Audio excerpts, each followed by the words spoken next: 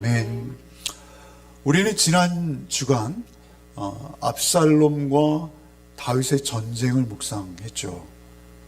사실 아비 압살롬과 아들 다윗의 전쟁, 이것은 인류사에 그렇게 흔한 전쟁이 아니죠. 그렇죠. 우리 조선의 역사에도 보면 서너 차례 부자 간의 갈등이 있습니다만 이렇게 내전으로 번져서 전면전을 벌인 경우는 드뭅니다. 그래서 사실 세계 역사를 봐도 이런 건 굉장히 가슴 아픈 일이죠. 아버지와 아들이죠. 아버지와 아들이 서로 나뉘어서 싸운다. 이때 가장 우리의 관심을 끄는 것은 아들의 마음 상태와 아버지의 마음 상태일 것 같아요.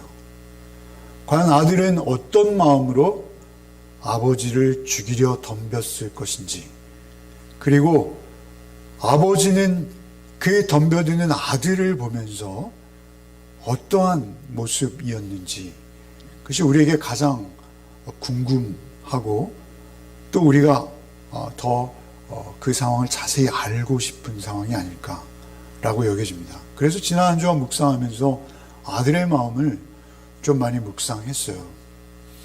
압살롬의 마음은 과연 어떤 상태였을까라는 것이죠. 유사일에 아들들의 마음은 부모를 향해서 늘 원망뿐인 경우가 많죠.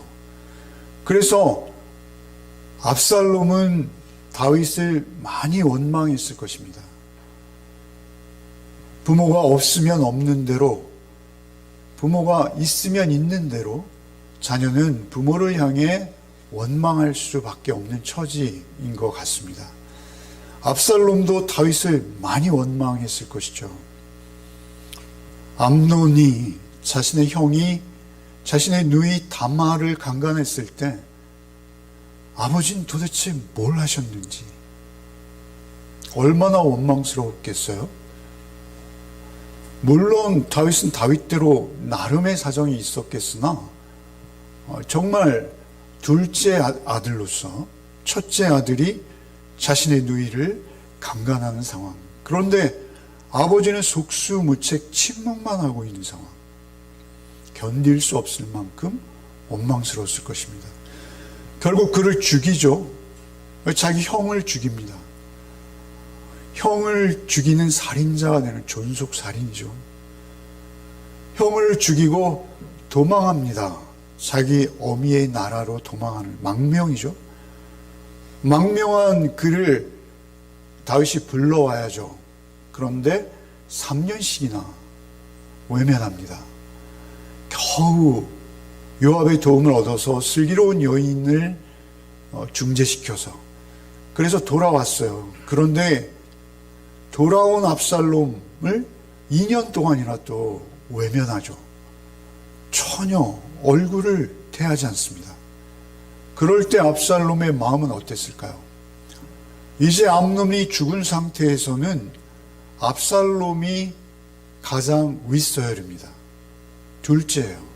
첫째가 죽은 상황에서 둘째는 당연히 우리식으로 하면 세자죠, 세자. 세자 책봉이 이루어져야 되는 것이요. 자기가 이제 나라를 다스릴 왕으로서, 임금으로서의 수업을 감행해야 되는 것이죠. 그래서 아버지가 나라를 어떻게 다스리고 통치하고 하는지 배워야 되는 것이죠. 그런데 도저히 왕위를 물려줄 기미가 안 보이는 것입니다.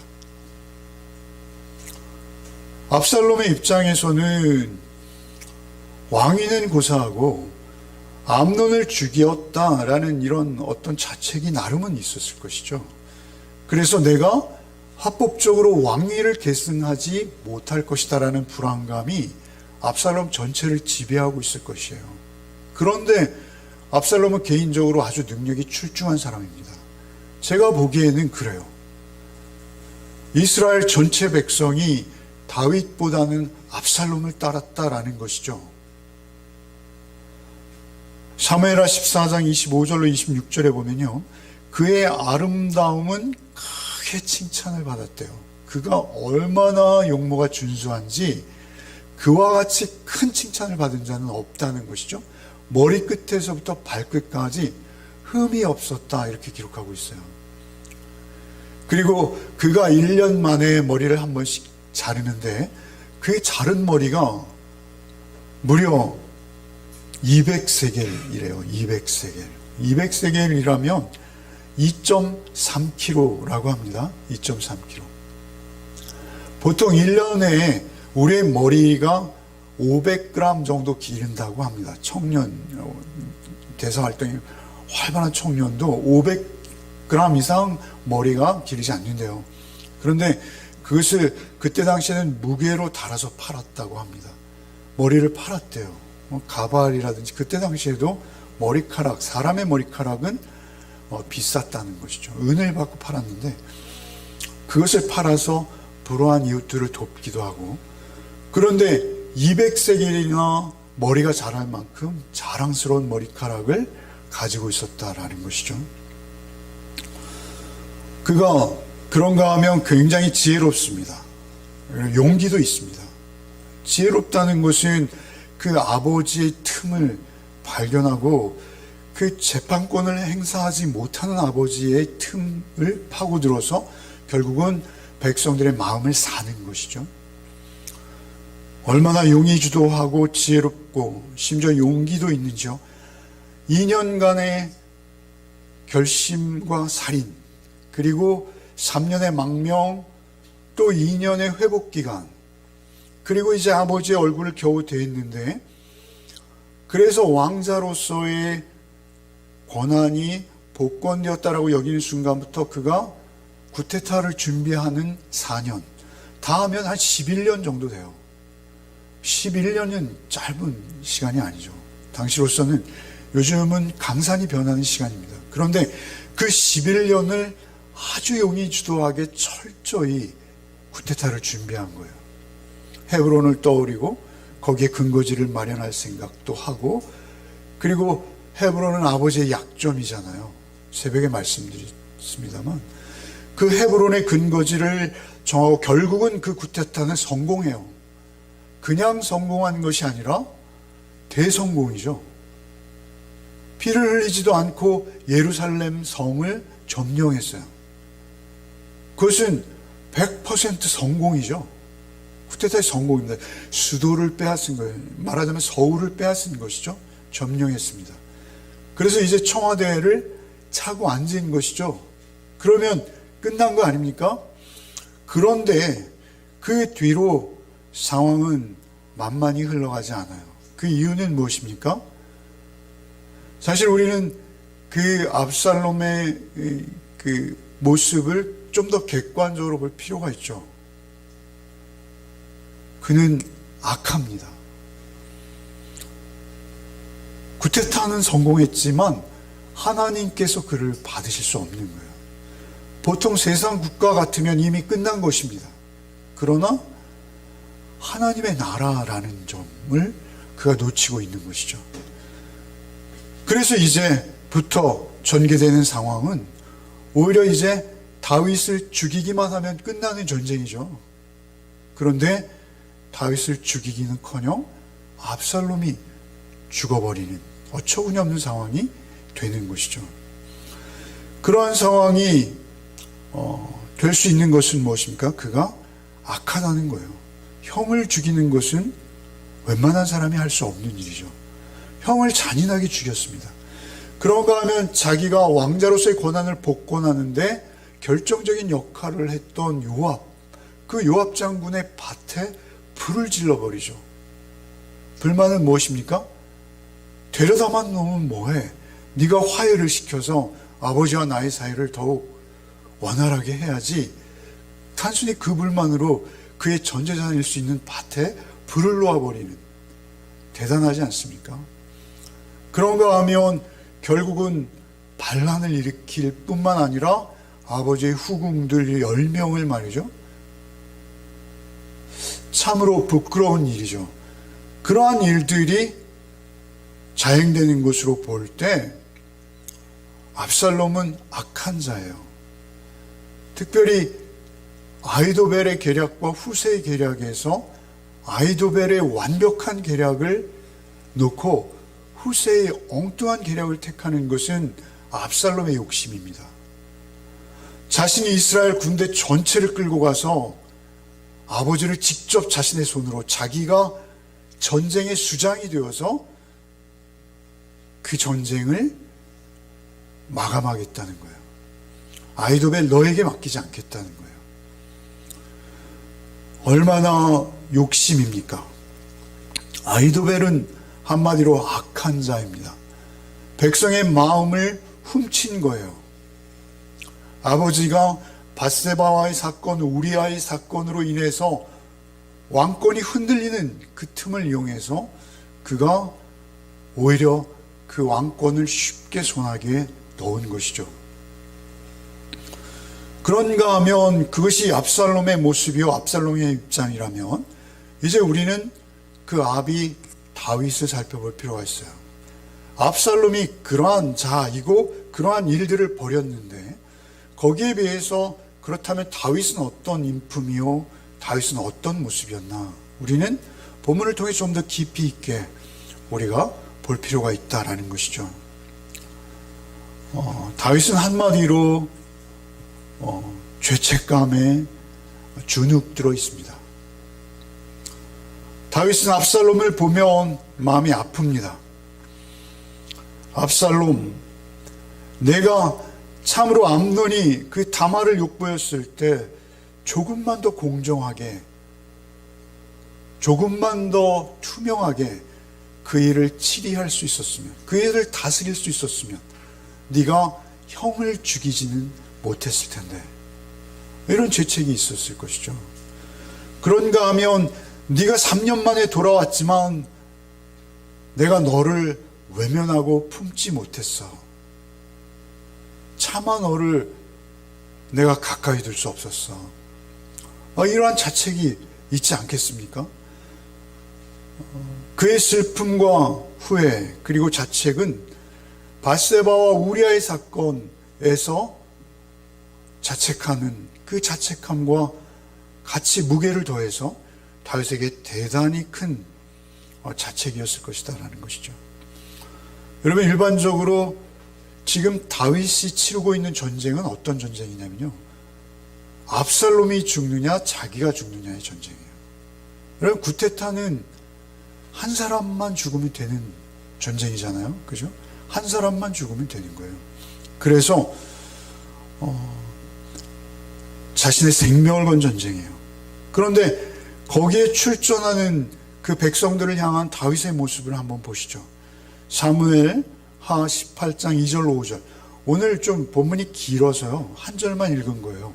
여러분이 다 묵상했으리라 믿고 2절부터 우리가 5절까지 한번 읽어보겠습니다. 다윗이 그의 백성을 내보낼세 3분의 1은 요압의 휘하에 3분의 1은 수르야의 아들 요압의 동생 아비새의 휘하에 넘기고 3분의 1은 가드 사람 이때의 휘하에 넘기고 왕이 백성에 이르되 나도 반드시 너희와 함께 나가리라 하니 백성들이 이르되 왕은 나가지 마소서. 우리가 도망할지라도 그들은 우리에게 마음을 쓰지 아니할 터요 우리가 절반이나 죽을지라도 우리에게 마음을 쓰지 아니할 터이라. 왕은 우리 10,000명보다 중하시오니 왕은 성읍에 계시다가 우리를 도심이 좋으니이다 하니라. 왕이 그들에게 이르되 너희가 좋게 여기는 대로 내가 행하리라 하고 문 곁에 왕이 섬에 모든 백성이 100명씩 1000명씩 대를 지어 나가는지라. 왕이 요압과 아비새와 이때에게 명령하여 이르되 나를 위하여 젊은 압살롬을 너그러이 대우하라 하니 왕이 압살롬을 위하여 모든 군사 지휘관에게 명령할 때 백성들이 다 들으니라. 보통 전쟁에 나갈 땐 말이죠, 그 전쟁의 당사자인 왕이나 또는 최고의 장수가 군사들의 사기를 북돋우는 말을 합니다. 우리가 잘 알듯이 난중일기인가요? 이순신 장군이 쓴 기록이 있죠. 생직사, 사직생 뭐 이런 거 있지 않습니까? 우리가 생명 바쳐 싸우자. 그러면 우리가 반드시 승리할 것이다. 뭐 이렇게 격려해야 되는 것이죠. 흰 백마를 타고 말이죠. 영화 같은 데 보면 막 용기를 내게 북돋으면 군사들이 환호하고 이런 게 있지 않습니까? 그런데 다윗은 놀랍게도 5절에 보면 제가 굵은 글씨로 했는데 젊은 압살롬을 너그러이 대우해 주십시오. 이 말을 하는 거예요. 그리고 그 말을 백성들이 다 들었어요. 압살롬을 죽이러 가는 전쟁에서 요압에게 말하고 아비새에게 말하고 이때에게 말하고 세 장군이 떼를 지어서 새 무더기로 나갈 때 그 무더기마다 이걸 당부하는 거예요. 백성들이 다 들을 수밖에 없는 것이죠. 그 내용은 뭐예요? 젊은 압살롬을 너그럽게 대하자. 젊은 압살롬 할 때 이 젊다라는 히브리어는요, 유아기에서부터 청년기를 모두 아우르는 그러한 범위가 좀 넓어요. 그래서 공동번역에서는 말씀드렸습니다만 철부지 압살롬이라고 번역했어요. 철부지 압살롬. 좀 너그러이 대우해 주십시오.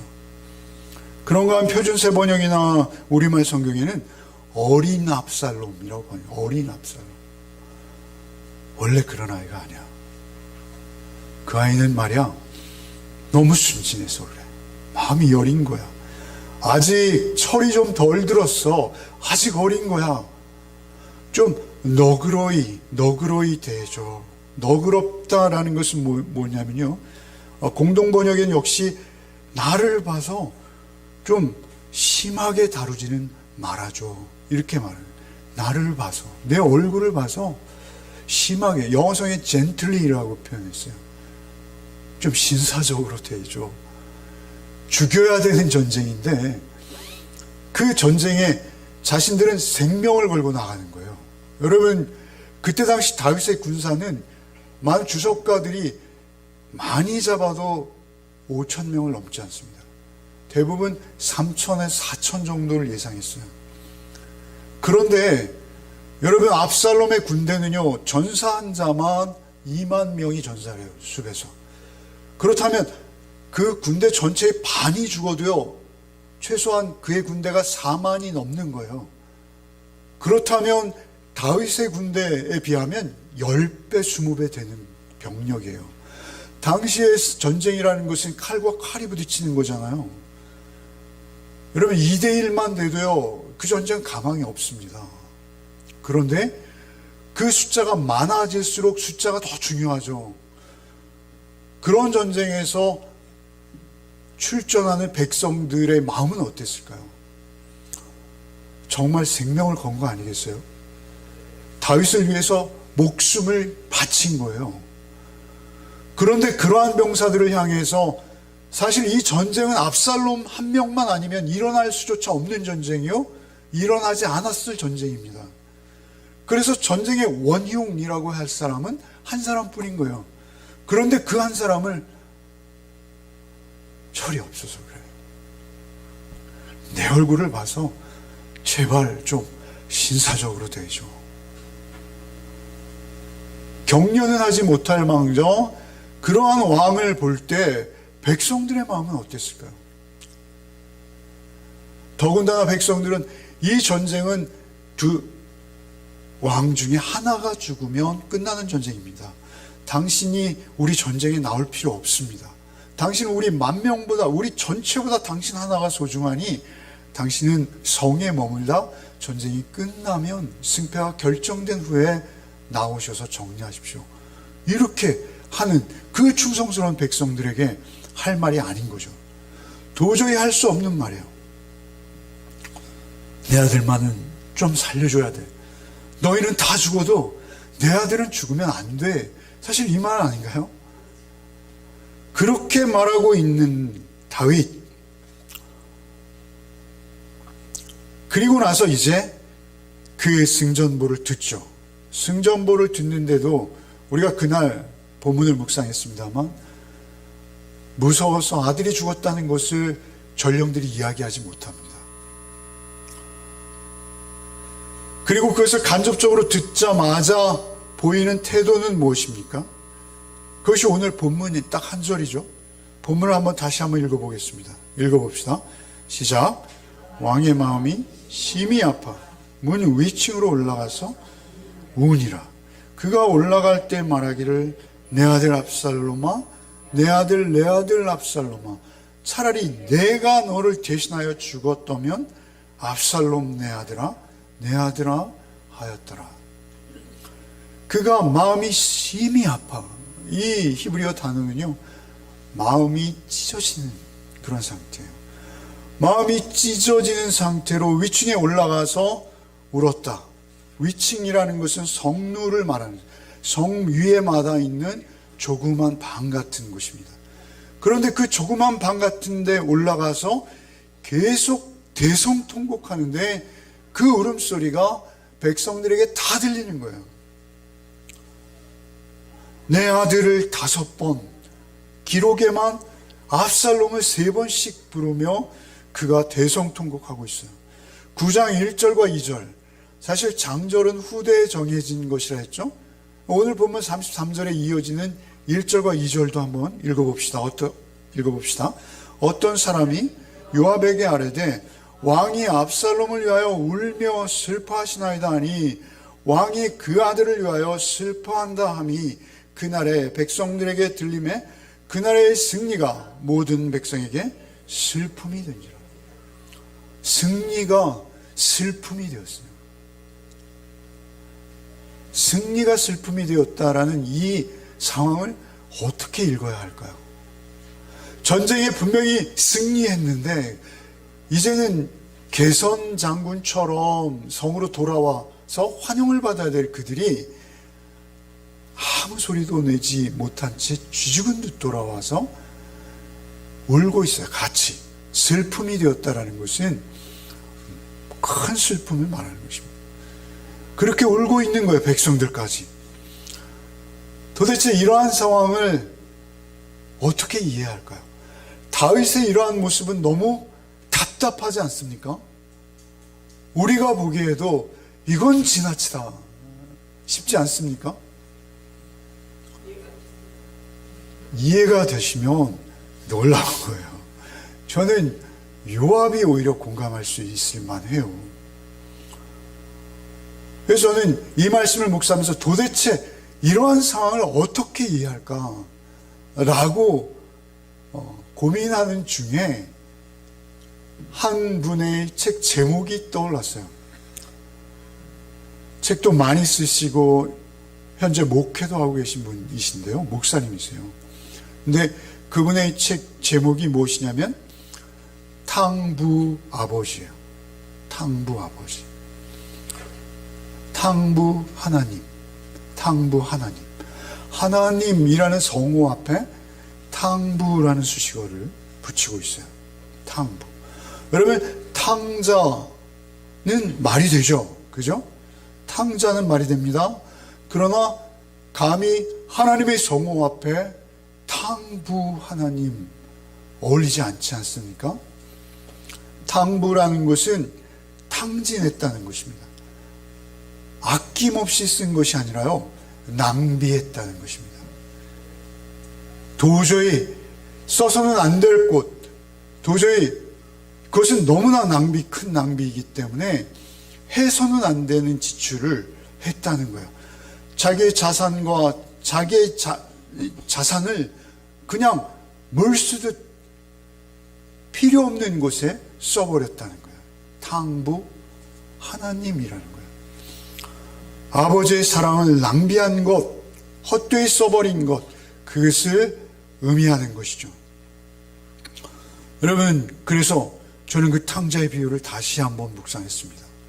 지난 한 주간 그 탕부 하나님이라는 책의 내용과 함께 묵상하기를요. 여러분, 그 탕자가 집을 나갈 때 땅을 팔아 돈을 가지고 가죠. 땅을 짊어지고 갈 수는 없잖아요. 그때의 재산은 요즘처럼 통장에 잔고라서 자동 이체하는 게 아니에요. 땅으로 소유했어요, 다. 목축 아니면 농경이 그들의 소득 수준이기 때문에 2차 산업이나 3차 산업이 없던 시대입니다. 그러니 땅이 그들의 생명인 거예요. 땅이라는 히브리어 단어 자체가 생명을 의미합니다. 그런데 그 땅을 아버지에게 팔아달라, 죽지도 않은 아버지를 향해서 그 땅을 팔아달라, 그 땅 팔아주면 나는 아버지를 떠나겠노라 라고 말하는 것이죠.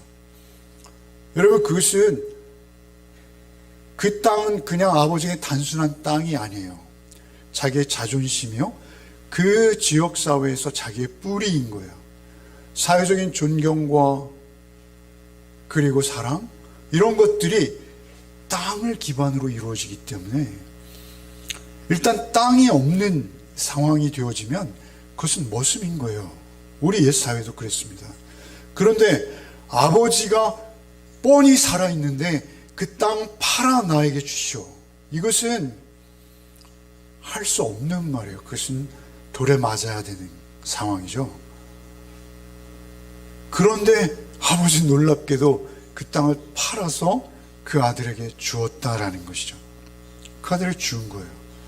그리고 그 아들은 속절없이 그 돈을 가지고 먼 곳으로 가버린 것이죠.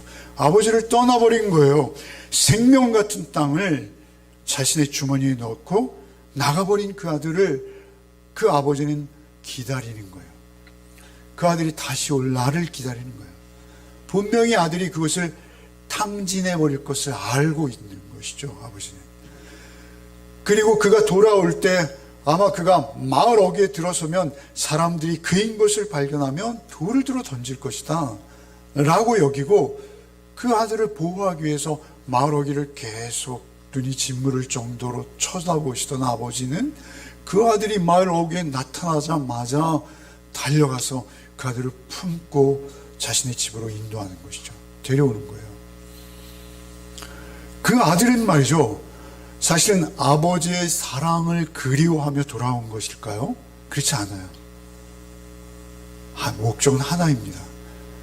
자신은 남의 집 노예로서, 남의 집 머슴 종으로서 재산을 다 탕진하고, 그리고 이제 종살이 하는데 먹을 것도 주지 않아서 이제 돼지 주원밖에는 먹을 게 없는 거예요. 이렇게 돼지처럼 사느니 아버지 집의 종들은 밥을 먹는데 나는 무엇이냐? 내가 아버지 집에 품꾼 하나만 되어도 이 처지보다는 낫지.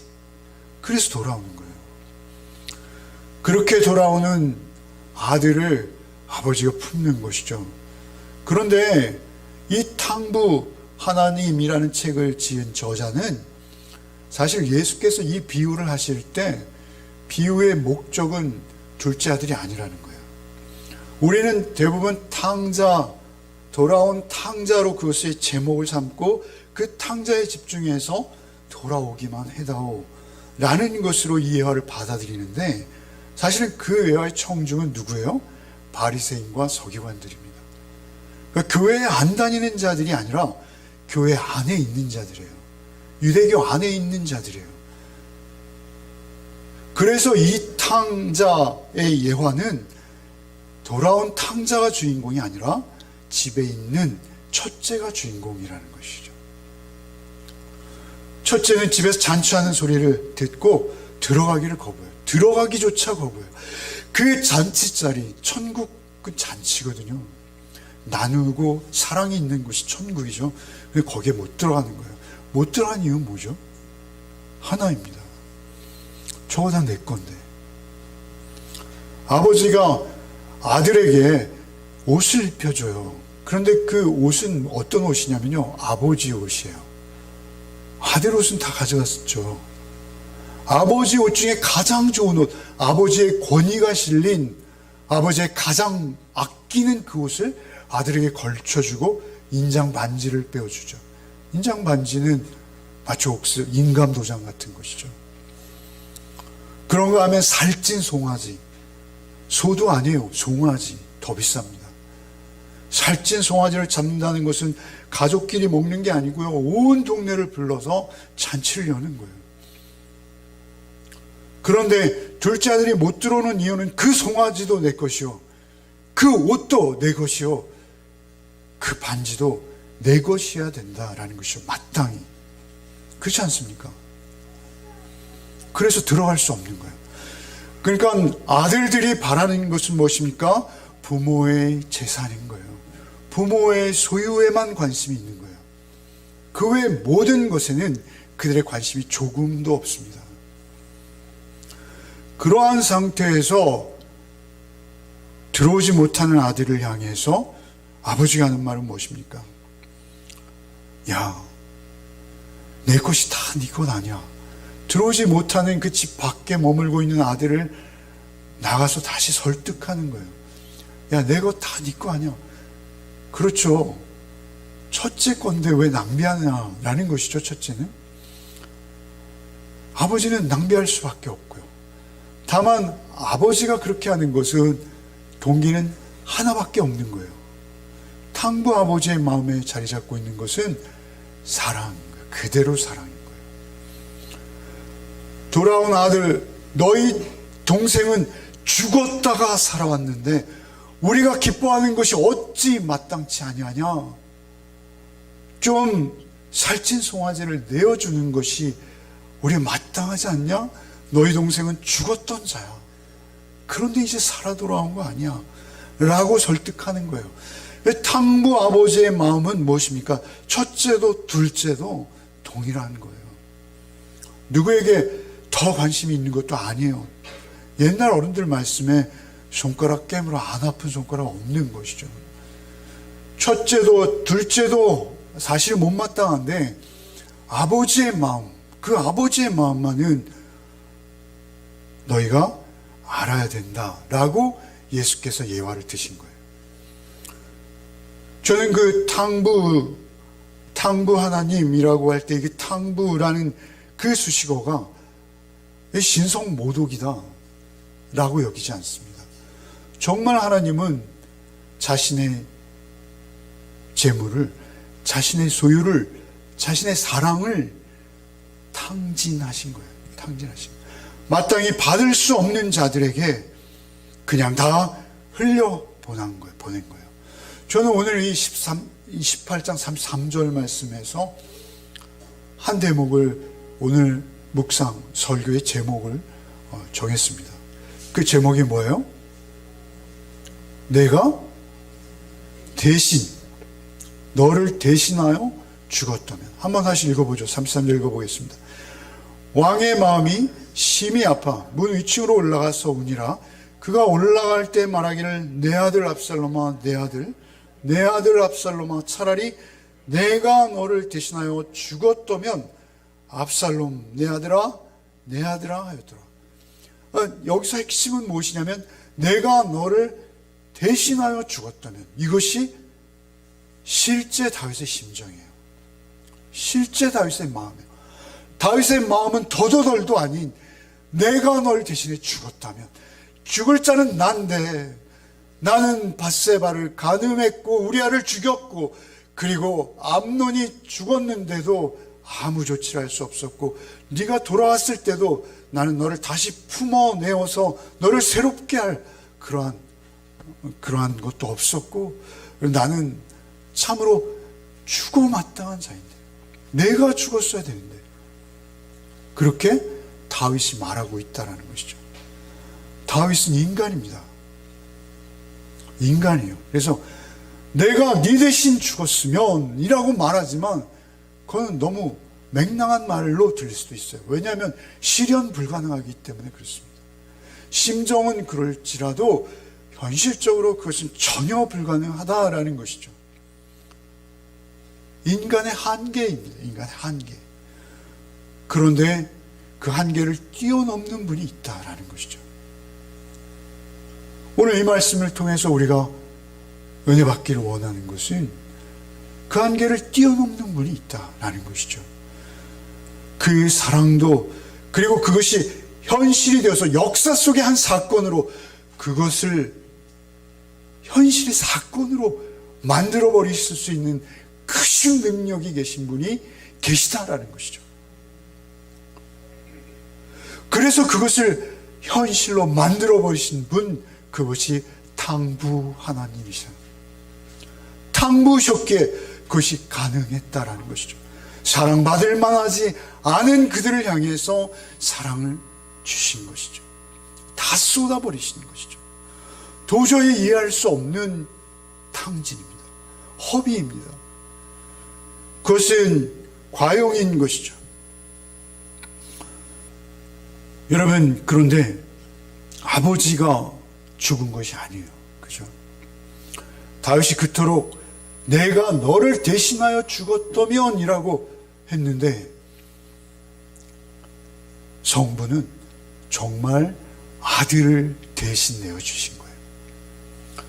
다윗이 생각하는 자신의 생명보다 더 귀한 아들일진데, 성부께서 아들을 얼마나 사랑하셨겠어요.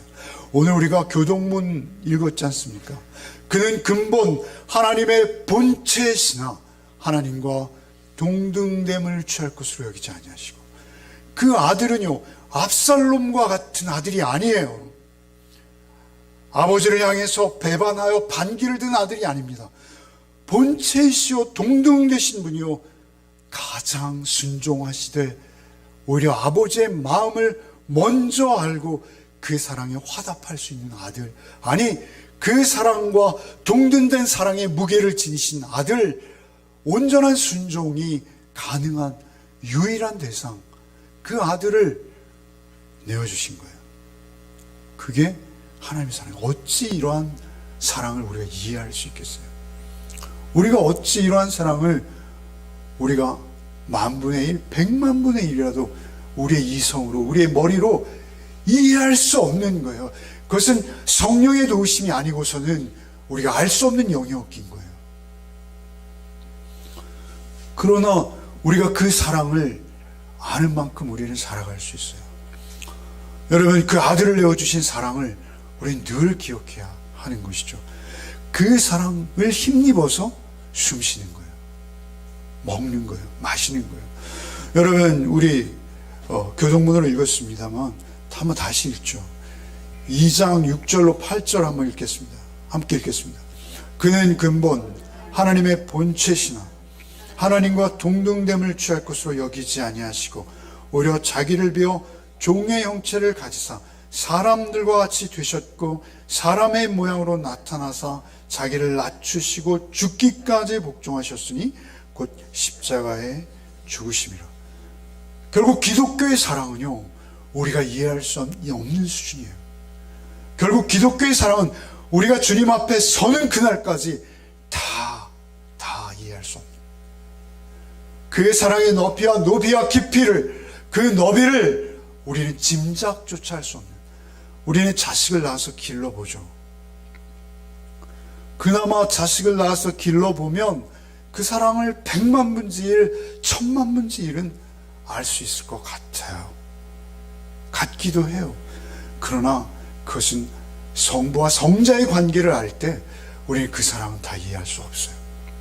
그 사랑은 다 알 수 없어요. 낭비된 사랑이에요. 아버지가 마구 낭비해버리신 사랑, 그것이 탕부 하나님의 사랑이라는 것이죠. 여러분, 로마서 5장 8절 한번 읽어봅시다. 우리가 아직 죄인 되었을 때 그리스도께서 우리를 위하여 죽으심으로 하나님께서 우리에 대한 자기의 사랑을 확증하셨습니다. 자기의 사랑을 확증하시기 위해서 우리에게 그것을 내어주시는 것이다. 10절도 한번 읽어봅시다. 곧 우리가 원수 되었을 때 그의 아들의 죽으심으로 말미암아 하나님과 화목하게 되었습니다. 우리가 그와 원수 되었을 때 그의 생명을 우리가 차지한 자들이에요. 생기를 넣어 우리를 생명되게 하셨는데 그 생명을 우리가 받아놓고도 그것을 탕진한 자들이 우리입니다.